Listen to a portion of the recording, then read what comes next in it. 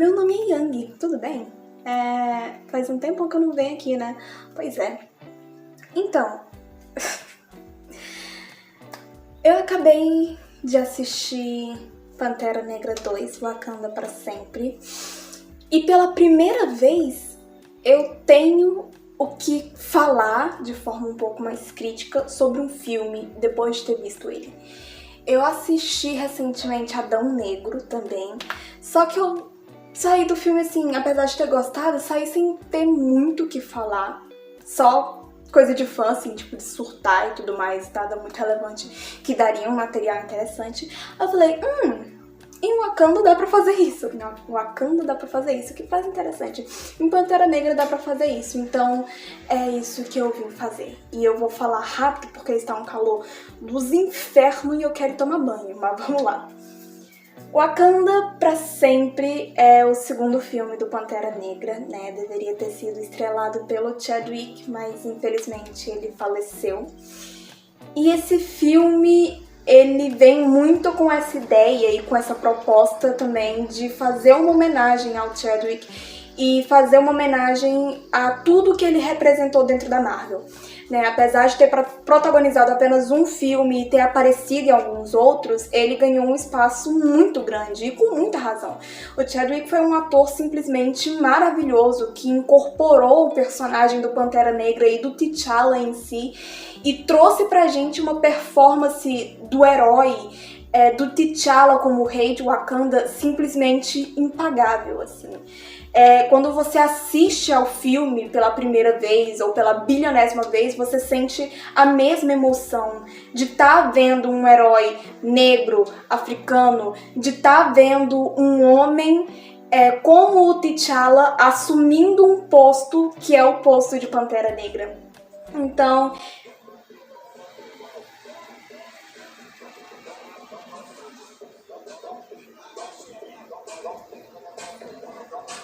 I'm gonna kill myself! Então você fica assim, muito, sabe, emocionado. Se você é verdadeiramente fã de super-herói, você realmente fica emocionado ao ponto de arrepiar e tudo mais. E se você não é fã de herói, você ainda assim vai se sentir impactado pelo filme do Pantera Negra e pela atuação do Chadwick. Então, apesar do seu pouco tempo dentro da Marvel, e tendo esse contato com a gente, o público de heróis, ele, sem sombra de dúvidas, assumiu um lugar muito especial no coração de todo mundo. E eu me atrevo a dizer que ele assumiu um posto ainda mais especial no coração dos fãs negros, né? Porque o Pantera Negra carrega muito disso, né? Tanto no nome, que apesar de não ter sido inspirado no movimento antirracista Pantera Negra, tem ali uma ligação por ser o mesmo nome. Então, o Chadwick, ele assumiu esse posto de queridinho muito rápido e foi certeiro ele assumir esse posto. E a perda dele foi uma coisa muito impactante. Eu lembro que quando ele morreu, eu ainda não era fã da Marvel, sabe? Eu assistia um filme ou outro, mas eu ainda não me declarava fã. E eu fui só me declarar fã depois que eu assisti o No Way Home. Mas mesmo assim, eu tinha visto o filme do Pantera Negra e mesmo assim, como fã do universo de super-herói, eu fiquei impactada, sabe? Eu fiquei mexida, eu fiquei emocionada. Mas agora falando de Pantera Negra 2, que é pra isso que eu vim falar, né? Emocionalmente falando, é um filme impecável, emocionalmente falando, sabe? Ele se propõe a fazer essa homenagem, a manter ali, trazer pra gente o T'Challa, o Chadwick em si, a imagem do Chadwick em si, e fazer um tributo a ele, ao que foi ele, ao personagem dele. E o filme cumpre muito bem essa proposta. A nossa protagonista vai ser a Shuri, né, pra quem não lembra, a irmã do T'Challa. Ela que vai ser todo o centro da história, né, ela começa já sofrendo ali a perda do irmão e ela se vê num completo limbo, porque a gente viu no primeiro filme que ela e o irmão eram muito ligados um ao outro. Então a Shuri, ela, pula de cabeça no trabalho dela e fica 100% focada naquilo, meio que com o intuito de não superar, mas de evitar a dor do luto, de evitar o luto em si. E aí a gente tem a mãe dela, né, que é uma outra figura muito importante nesse filme, que além de ter perdido o marido lá no primeiro filme, aqui no segundo ela tá sem o filho e tá vendo a filha se decompondo porque não consegue lidar com a dor da perda do irmão. E aí a gente tem a nossa rainha que teve que assumir o posto de liderança de Wakanda, então tem que liderar a nação mais poderosa da Terra, ao mesmo tempo em que lida com os seus sentimentos de perda e de luto. E não bastasse todo o peso do luto que ela tem que enfrentar, ela ainda é obrigada a lidar com os povos, né, de fora de Wakanda, como a galera da Itália, dos Estados Unidos, querendo o Vibranium, né? Falando que eles têm que dar Vibranium e não sei o que, não sei o que, não sei o que. E ela tem que lidar com essa questão política e com essa questão emocional dela e da filha dela, tudo ao mesmo tempo. Então, a rainha, eu tô falando a rainha porque eu não me lembro o nome. Ai, mas aí você não é fã de verdade. Meu amor, eu não sou boa com nome, tá? Depois que eu assisti Kimetsu no Yaiba, eu demorei pelo menos 2 semanas pra lembrar o nome do Zenitsu. Então, assim, me deixa, não tenho o dom de decorar nome.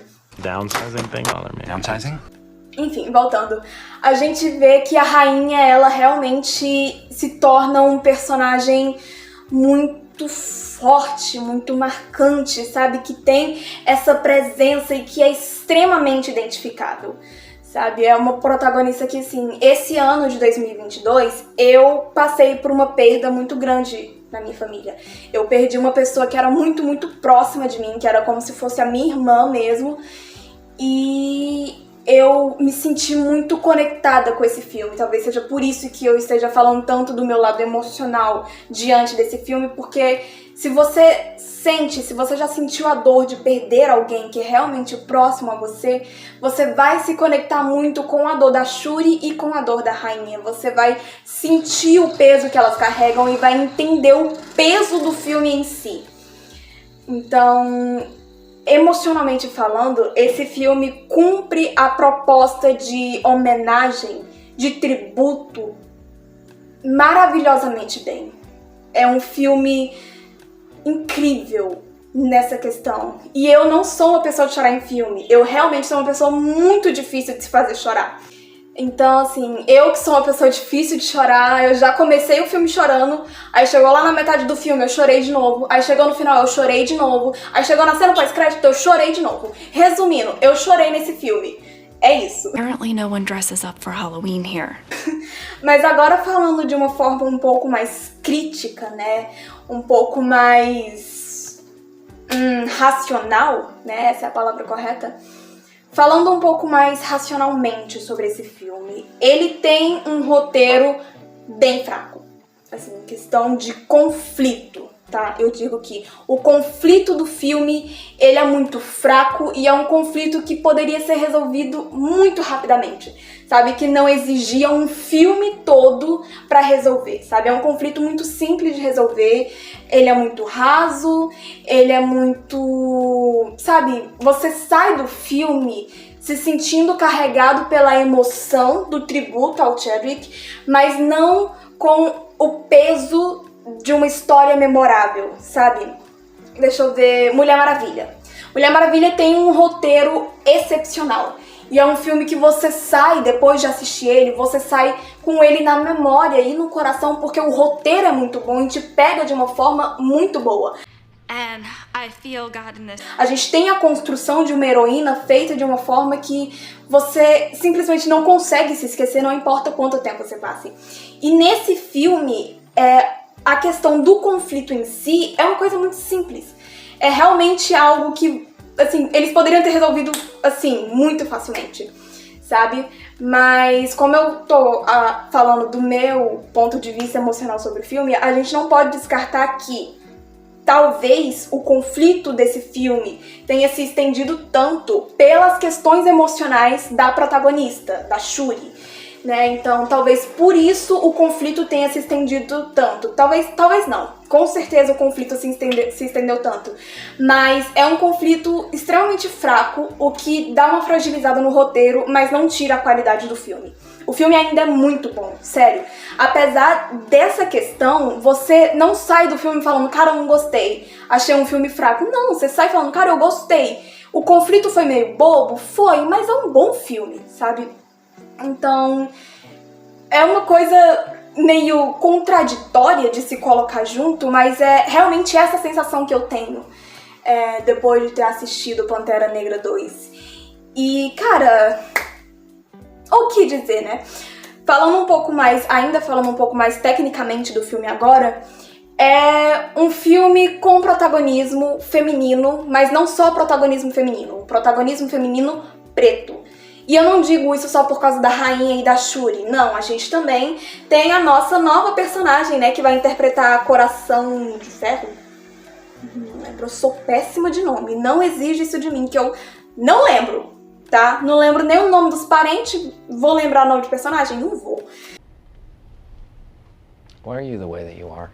Enfim, a gente tem 3 personagens ali no centro da história. 3 não, 4 se for contar com a general das Dora Milaje. A gente tem todas elas 4 ali, mulheres negras, no centro da história, no protagonismo da história. E é uma coisa muito forte de se ver. Em Aves de Rapina, Mulher Maravilha e Viúva Negra, a gente tem o protagonismo feminino, né? A gente tem ali o protagonismo feminino vindo muito forte com Mulher Maravilha e Viúva Negra. E em Aves de Rapina a gente tem a primeira equipe de super-heroínas, né, entre aspas, a protagonizar um filme de herói. Então a gente começou a caminhar sobre o protagonismo feminino dentro do universo cinematográfico de heróis há pouco tempo. E aí agora a gente tem o filme do Pantera Negra 2, da Pantera Negra 2, né, que traz de novo esse protagonismo, mas com uma nova cara. Ele não traz esse protagonismo no intuito de construir uma heroína, um anti-herói ou um vilão. Não, ele traz esse protagonismo com o intuito de mostrar um ser humano, de fragilizar um personagem e de construir esse personagem. Porque apesar da Shuri ter sido, sim, uma figura importante no primeiro filme, ela não tem um destaque, assim, tão grandioso, sabe? Você via ela ali, mas você não conseguia imaginar ela fazendo grandes coisas dentro do universo da Marvel sem o T'Challa. E aí nesse filme a gente tem isso. A gente tem a sensibilização da Shuri, a desconstrução dela e a reconstrução dela como uma personagem que vai assumir um papel muito importante dentro do universo da Marvel. Então, nesse ponto eu fiquei, cara, esse filme ele traz um protagonismo assim muito foda. Realmente, eu fiquei, meu Deus. Eu esperava por isso? Esperava, mas não dessa forma. Então estou impactadíssima. Amei. Façam mais. E falando sobre a Shuri ainda, sobre a construção dela como Pantera Negra, é muito interessante de se analisar que a construção da Shuri foi feita em cima de uma base 100% emocional. E a gente que conhece histórias de herói, a gente sabe que eles tendem, quando existe essa base emocional, muito emocional, assim, no caso de um personagem que é, sabe, realmente muito ligado aos sentimentos, ele tende a primeiro se tornar um anti-herói ou um vigilante, né, um vingador, para depois vir se tornar um herói ou continuar no caminho de anti-herói, de vigilante lá. A gente vê isso no filme de The Batman, por exemplo, né, do Robert Pattinson, que a gente vê ali, né, a história de origem do Batman tradicional, todo mundo já conhece, e a gente vê que nesse filme o Batman ele começa não como um herói, ele começa como um vigilante e termina como um herói. Então nesse filme do Batman a gente tem a jornada dele se transformando num super-herói. No filme do Pantera Negra a gente tem a jornada da Shuri se tornando uma heroína também. Eu achei esse um ponto de semelhança muito interessante entre esses dois filmes, que tipo assim, o filme não fala assim, cara, vamos construir um herói, igual a gente vê em Capitão América, igual a gente vê em Homem de Ferro, igual a gente vê em Mulher Maravilha. Não, esse filme ele fala, a gente não vai construir um herói, a gente vai transformar, a gente vai transformar uma pessoa machucada e ferida num herói. entender a diferença, sabe? Tipo, a gente não quer o surgimento de um herói como o Superman, sabe? Que tem poderes e começou a fazer o bem porque ele é uma pessoa boa, essencialmente, porque ele é essencialmente um herói. Não, a gente vai pegar uma pessoa fragilizada que tinha tudo pra se tornar um vilão e vai transformá-la num herói. Vamos construir o caminho dela se tornar um herói. E aí, nesse caminho, nessa trajetória, a gente passa pelo ponto ali de anti-herói, do momento anti-herói, da jornada desse protagonista, até ele se tornar um herói. E nesse ponto aqui, ele poderia tanto continuar como anti-herói, ou futuramente se tornar um vilão, ou seguir pro caminho heróico. E esse filme, ele faz isso também, né? Ele pega a Shuri, que tá extremamente machucada, que tá extremamente fragilizada, e transforma a Shuri imatura, infantil e brincalhona numa anti-heroína, e da anti-heroína transforma ela na Pantera Negra. E isso foi um ponto que eu achei muito interessante do filme, muito importante de salientar. Bom, era isso que eu tinha pra falar sobre esse filme. Eu espero que a minha fala não tenha ficado muito confusa em alguns pontos. Eu realmente espero. Assistam Pantera Negra 2. É um filme que, assim, ele vai mexer com o seu emocional. Se você for fã, assim, mesmo que você não seja, você vai sentir, sabe? Você vai ficar, cara...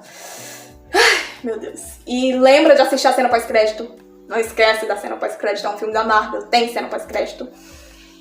E vai valer a pena, eu prometo. Apesar de ter essa questão do conflito meio fraco que eu falei, vale a pena. Não deixa de ser um filme ruim só por causa disso, não deixa de ser... É um filme incrível, é um filme lindo de se ver. Eu falo isso realmente falando na questão da filmatografia. Essa palavra existe? Não sei, agora existe. Na questão da fotografia. Filmatografia. Fui longe. Na questão da fotografia mesmo. É um filme muito bonito, com lutas muito bonitas. É um filme que, pra quem é negro, traz aquele peso da cultura africana. E você vai ver personagens emocionais. Isso é muito legal. Você vai ver personagens realmente emocionais, sensibilizados, com sentimentos, com os quais você vai conseguir se conectar e com os quais você vai conseguir identificar a sua jornada do herói sabe? Vai ter essa compatibilidade. É um filme que fala muito sobre luto também, né? Naturalmente. E todo filme que fala sobre luto, a gente sai dele meio, cara, sabe? Meio pesado. Então, assim, assista com cuidado, aprecie com o coração, tá? Realmente, vá de coração aberto pra ver esse filme, porque vai valer a pena. E Pantera Negra 2 entrou no meu hall de filmes favoritos de herói, né? Não vai sair do meu coração por tão cedo. Talvez por eu estar próxima do luto, né? Como eu citei. E aí eu tive essa conexão com o filme, talvez, não sei. Mas de qualquer forma, entrou no meu hall dos favoritos. Tá? Se você já tiver assistido, me fala aqui embaixo o que você achou do filme. Se você já tiver assistido também, não dá spoiler. Se você quiser dar algum spoiler, coloca um alertazinho pra pessoa que ainda não viu não tomar spoiler, tá? Vamos ser conscientes. E é isso. Muito obrigada. É um cachorro ou é um gato? É um cachorro. Muito obrigada por terem me ouvido. Daqui a pouco, entre aspas, tá? Em breve, eu vou soltar uma nova resenha aqui, porque eu estou terminando de ler Carrie. E é isso. Um beijo e tchau.